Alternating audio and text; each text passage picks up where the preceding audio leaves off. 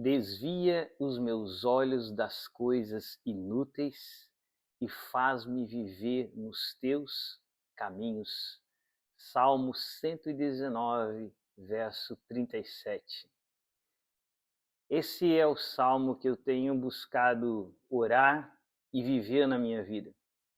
E é o convite que eu tenho feito para todas as pessoas as quais eu encontro, as quais eu converso e me relaciono no meu dia a dia, porque entendo que todos nós precisamos urgentemente viver isso, desviar os nossos olhos das coisas inúteis dessa existência, dessa vida e vivemos os caminhos que Deus tem para cada um de nós.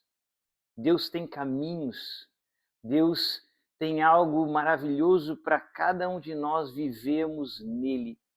Mas como que eu e você podemos encontrar esses caminhos? Compreender esses caminhos que o Senhor tem para nós? A única maneira de fazermos isso é lendo a Bíblia. Por isso que eu quero trazer aqui para você nesse vídeo pelo menos 3 dicas sobre leitura da Bíblia. Quero ser bem objetivo, mas espero que você busque isso, viva isso, porque disso depende a nossa vida, depende a nossa caminhada, as nossas escolhas.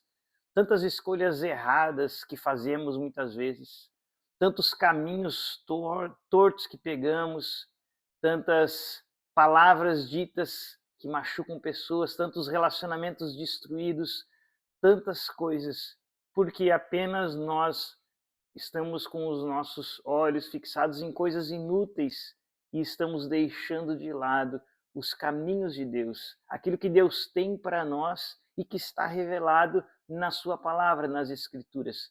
Por isso, meu grande incentivo é que você leia as Escrituras. Por isso que o nosso canal existe, por isso que ele foi criado. É uma forma de atrair as pessoas para a leitura da palavra, para o estudo das Escrituras e ajudar as pessoas a perceberem o quão bela é a palavra de Deus.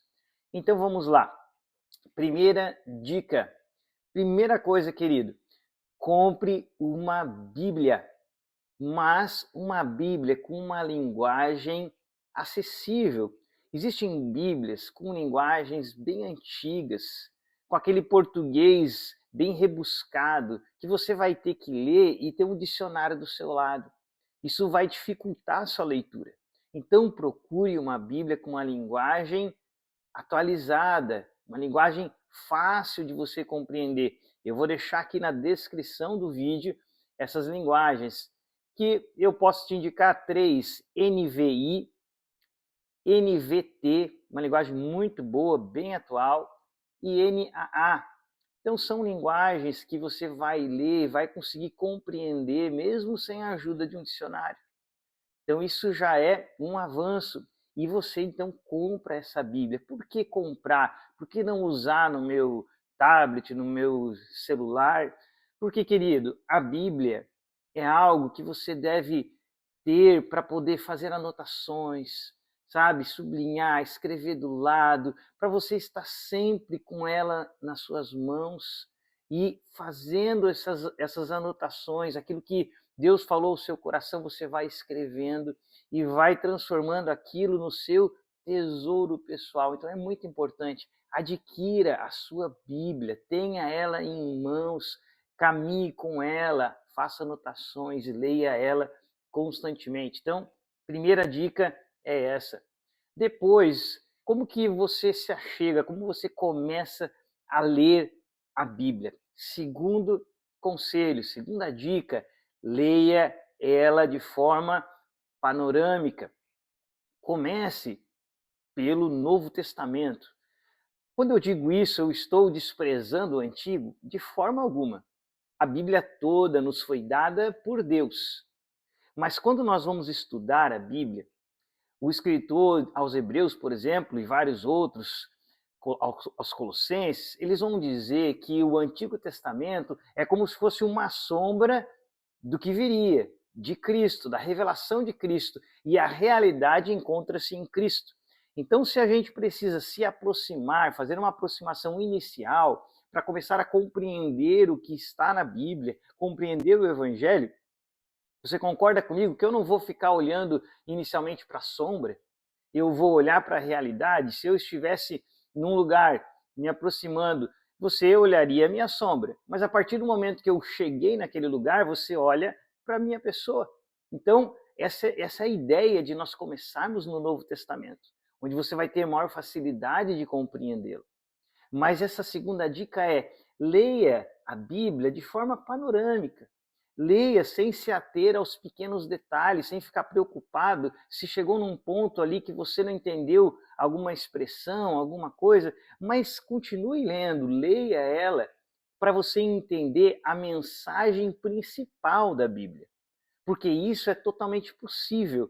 Eu percebo que muitas pessoas têm muitas vezes receio de se aproximarem da Bíblia, porque pensam, eu não vou entender nada. E isso não é verdade. É totalmente possível que eu e você entendamos. Eu sempre explico para as pessoas, veja quem escreveu o Evangelho de João, que é o evangelho que eu sempre peço para a pessoa começar a Bíblia por esse evangelho. Quem escreveu o Evangelho de João? Foi o discípulo de Jesus, João. E João, querido, era um pescador. Era uma pessoa simples. Ele foi rejeitado pelos fariseus, pelos grandes mestres, por entenderem que ele não era capaz. Então, aquele que não era capaz de seguir e estar assentado, aprendendo com os grandes mestres da época, lhe sobrava o serviço simples da época. E foi o que aconteceu com João. João, então, se torna um pescador, aprende o ofício do seu pai. Ele era uma pessoa simples e Jesus, contra todas as percepções, ele chama essas pessoas simples. Pedro era pescador, João e tantos outros. E Jesus os ensina o evangelho. Como ele vai dizer, revelaste essas coisas não aos sábios e aos entendidos, mas aos pequeninos, aqueles que estão com o coração aberto a receber o evangelho.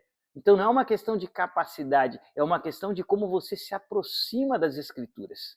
Então se aproxime dela com um coração aberto para que você seja edificado, mas leia o Evangelho de João, leia uma vez, depois chegou no final, leia novamente, leia umas 3, 4 vezes o Evangelho de João. Dessa forma você vai conseguir compreender a mensagem geral do texto. E isso já é muito valioso. Bom, você leu o Evangelho de João. Os evangelhos, para você entender rapidamente, são 4. Nós temos Mateus, Marcos, Lucas e João. São 4 evangelhos. E os 4 evangelhos contam a história de Jesus, contam o seu nascimento, a sua vida, trazem ali os ensinamentos de Jesus, os sermões de Jesus, e falam da sua morte e da sua ressurreição. Os 4 repetem esse mesmo assunto, só que cada um num ponto de vista diferente, trazendo enfoques diferentes. Só que dos 3 evangelhos iniciais, eles são mais parecidos, que é Mateus, Marcos, Lucas, e João é o mais diferente. João é um evangelho que enfatiza muito a pessoa de Cristo, quem Cristo é, que ele é o próprio Deus. Ele já começa dizendo, no princípio era o verbo e o verbo era Deus. Por isso que eu sempre incentivo as pessoas a começarem pelo Evangelho de João, porque a nossa compreensão de quem Jesus é faz toda a diferença. Lembra de Jesus perguntando, olha, quem dizem as multidões que eu sou? E Pedro então diz, tu és o Cristo, Filho do Deus vivo. E aí Jesus estabelece a igreja a partir dessa compreensão. Então a compreensão que você tem de Cristo vai fazer toda a diferença. Se você compreende quem Cristo é, entende no seu coração quem Cristo é, confessa com a sua boca, crê no coração, então você é salvo, você passa a fazer parte da igreja de Cristo, pois nisso está a nossa salvação eterna ou a nossa condenação eterna. Então, o meu convite é para que você leia a Bíblia dessa forma, fazendo uma leitura panorâmica. Leia o Evangelho de João. Depois que você lê um Evangelho, leia uma das cartas de Paulo. Eu sempre recomendo a carta de Paulo aos Romanos, Por quê? No Evangelho a gente explicou, nós temos a vida de Jesus. Agora, nas cartas de Paulo, nós temos a elaboração da doutrina cristã. Então, quando você lê a carta de Paulo, vá percebendo os elementos principais que você encontra ali. Vá percebendo que Paulo vai falar sobre a ira de Deus, algo que muitos pregadores, os que não são os pregadores do Evangelho, como eles não dão ênfase, eles nunca querem falar da ira de Deus, e você vai percebendo, nossa, mas aqui Paulo já abre a carta falando que a ira de Deus está sobre as pessoas. Vá percebendo o como ele dá ênfase no fato de que nós todos somos pecadores e que estamos afastados de Deus. Isso você vai conseguindo compreender, vai percebendo como Paulo vai elaborando a maneira como somos salvos, como ele vai falar que é pela fé, somente pela fé, que não existem obras a serem acrescentadas. Aí você vai caminhando, vai percebendo perguntas retóricas que Paulo vai fazer na carta aos Romanos, fazendo assim, olha, então se é somente pela fé, eu não preciso ter obras, vou viver de qualquer maneira. E Paulo vai responder, claro que não, porque eu já morri com Cristo. E você vai conseguindo compreender o todo da mensagem. Talvez alguns detalhes você não compreenda, mas para isso existe o discipulado, para isso existem canais como o nosso, onde você também pode tirar dúvidas e ler livros com a gente. A gente tem aqui o estudo aos Colossenses, tão precioso, que a gente está fazendo junto, mas a leitura pessoal, onde você lê as Escrituras por você mesmo e começa a perceber esses detalhes, essa leitura, querido, ela tem que ser feita. A gente não pode abrir mão para que você vá tendo a percepção do que está de fato escrito na Bíblia, que é a nossa herança, é a minha herança, é a sua herança. Por isso que diz que é um testamento, porque ela foi deixada para mim e para você. Outra coisa importante de fazer essa leitura geral das Escrituras, você vai percebendo tudo que está lá e também tudo que não está.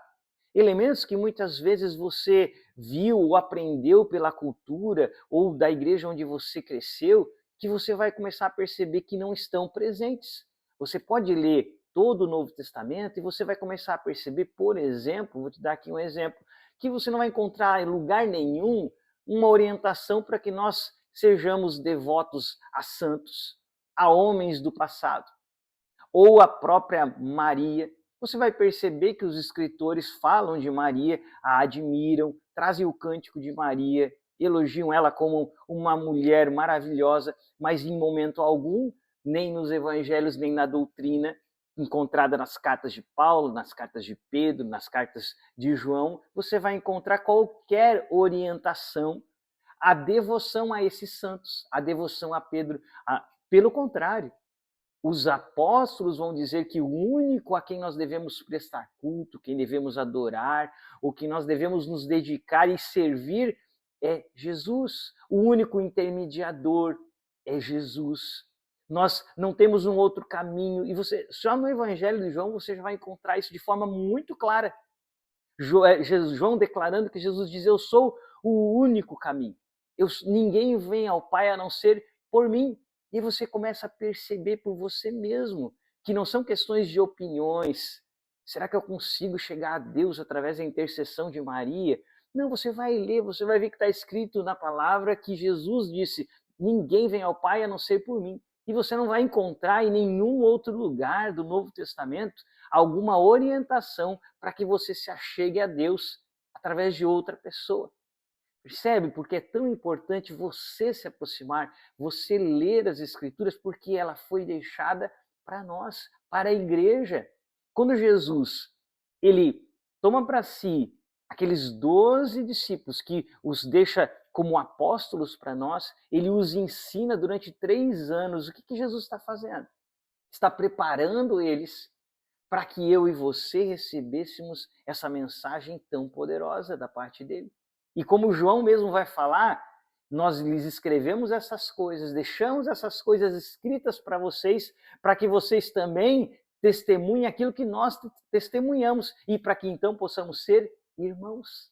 Ao nós lermos o que João deixou, o que Mateus deixou, nós estamos nos tornando juntamente com ele testemunhas de quem Cristo foi, recebendo a fé no nosso coração e nos tornando igreja juntamente com eles. Essa é a forma de nós recebermos a salvação, é pela leitura da palavra. Por quê? Porque ler a palavra é muito mais do que uma simples leitura. É eu conhecer a pessoa de Cristo. É eu estabelecer um relacionamento com Jesus. É isso que significa ler a Bíblia. Por isso que a minha terceira dica não é só apenas leia a Bíblia de forma panorâmica, mas entenda que a Bíblia é um grande tesouro. É como um grande campo. Tem uma parábola que Jesus traz para nós em Mateus 13:44. Ela é uma parábola pequenininha que cabe num único versículo.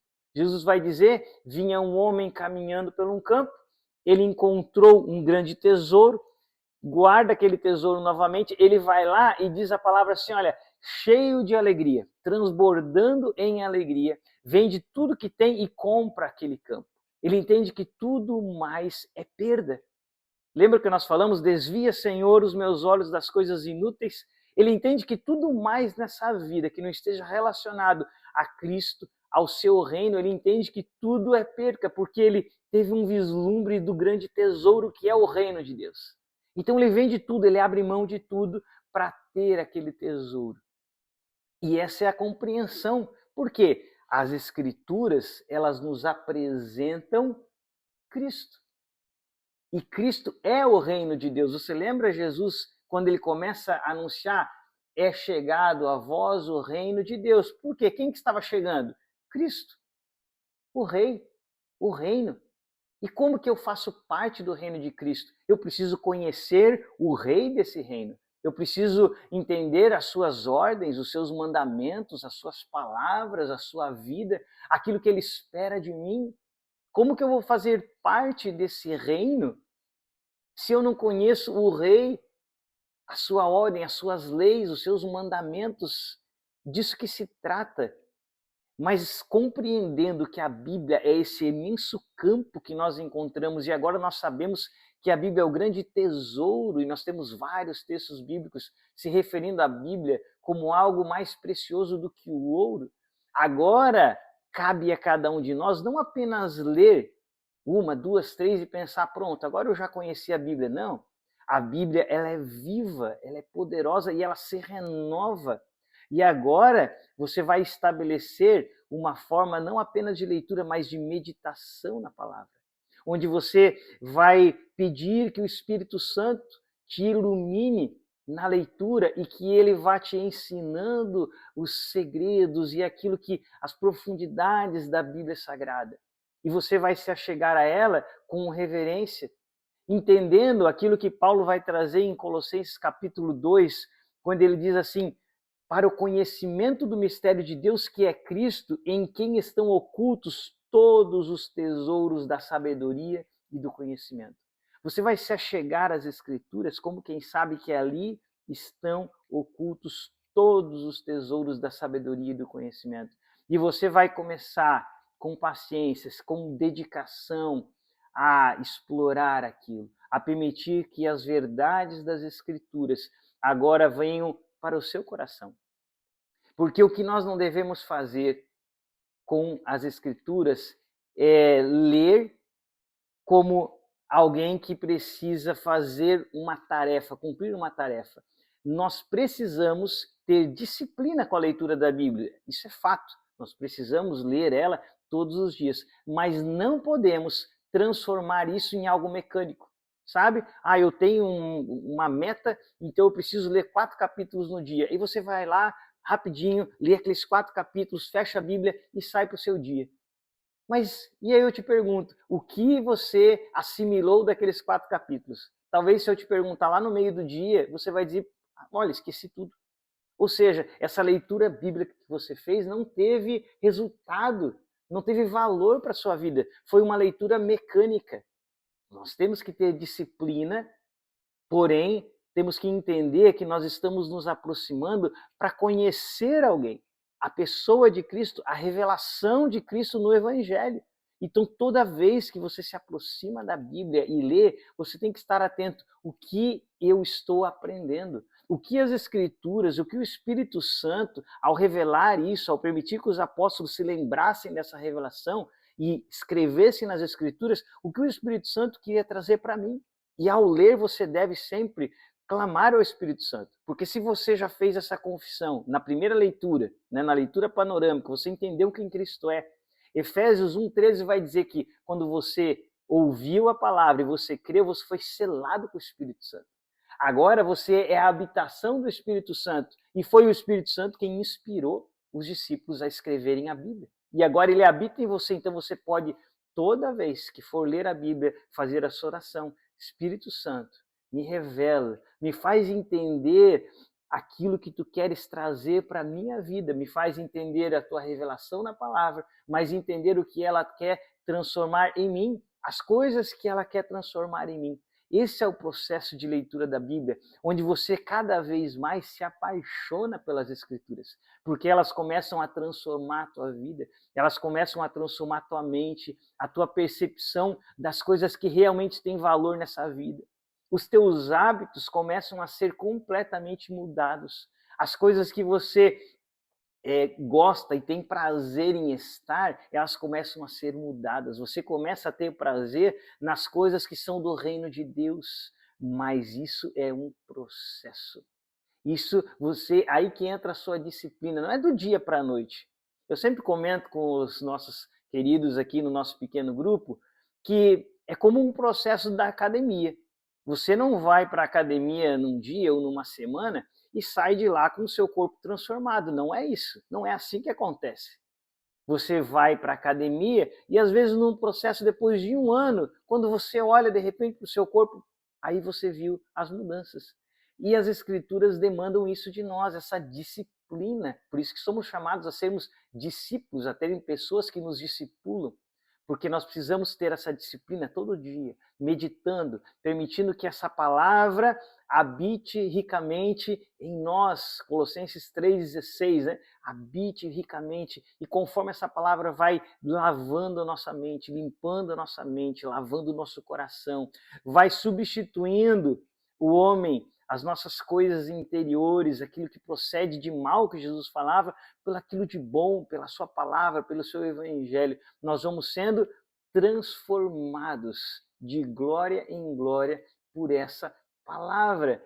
E essa é a ideia de nos aproximarmos das Escrituras. Esse é o coração com que eu e você devemos nos aproximar das Escrituras Sagradas. Amém, querido? Então, esse é um incentivo que eu quero trazer aqui para que vocês leiam a Bíblia e permitam que os seus corações sejam transformados. Compre uma Bíblia boa, faça essa leitura panorâmica, intercalando evangelhos e cartas. Eu vou deixar aqui na descrição algumas sugestões. João, aí vai para Romanos, depois volta para um evangelho, lê Mateus, lê uma carta, Colossenses, que é uma carta que nós já temos começado um estudo aqui muito precioso no canal. Depois tu volta de novo para o evangelho, lê Lucas, e pode ler Atos, porque o mesmo escritor do Evangelho de Lucas escreveu Atos, aonde começa a igreja.